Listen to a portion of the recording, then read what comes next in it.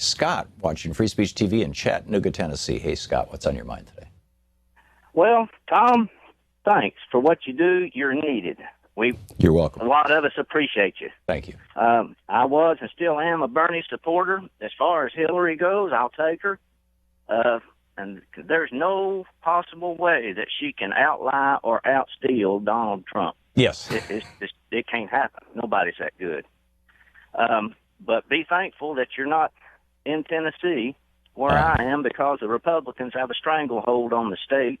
Yeah. We, of course, wouldn't accept Obamacare, even after the state negotiated an out loophole that you can bail out anytime you want.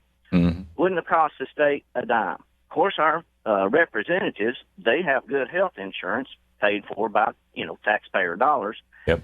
But they turned their back on 280,000 needy people who now have no, that could have had good health insurance through Medicaid. Good health that goes along with it. Yep. And it's not just Tennessee. It's somewhere in the neighborhood of 20. I think it's 22 states now that have refused to expand Medicare, just leaving their citizens vulnerable to the to the fate. I mean, it's like if they get sick, they're going to die, or they're going to go broke. Although they're probably most of them are already broke to begin with, or they wouldn't have qualified for Medicare or Medicaid. Well, excuse me. I'm a beneficiary of Obamacare, and if it weren't for Obamacare, I would be nickeled and dimed or dollared down to the point where I would eventually become a ward of the state. Yeah. So it's a tough thing, but it doesn't stop there. The state's being sued over by many of the counties over the BEP. That's a basic education program, and they won't give the counties the money for the schools. And it's hard when they thump a hole in the Bible about pro-life, but apparently, best I can figure, after you're born, you're on your own.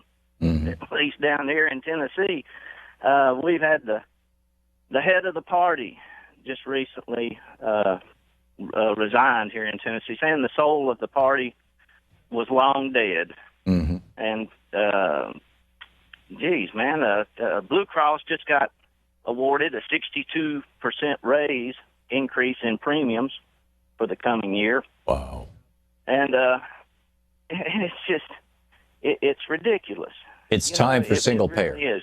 It's really time for single payer. And if Colorado does this, I mean, we were speaking of ballot initiatives earlier, and of course the health insurance companies are out there trying to kill the ballot initiative in the state of Colorado. But Colorado has a ballot initiative to create a slightly modified single payer program. It would still depend on Medicare and Medicaid for part of its support to make it work. But people who earn too much for Medicaid and are too young for Medicare, which is the majority of citizens in Colorado, would be on a single payer system that would be run by the state. And if they can pull that thing off, they are going to become the Saskatchewan of the United States. Saskatchewan did the same thing back in like 63 or something like that, in the 60s. And it was so successful that all the other states said, we want the same thing. And so single payer spread across Canada, province by province by province. And now it's a national system, although it's still administered at the provincial level in each one of the provinces with some help from the federal government.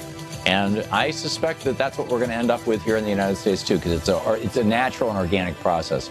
Scott, thank you for the call. Good hearing from you. We'll be right back.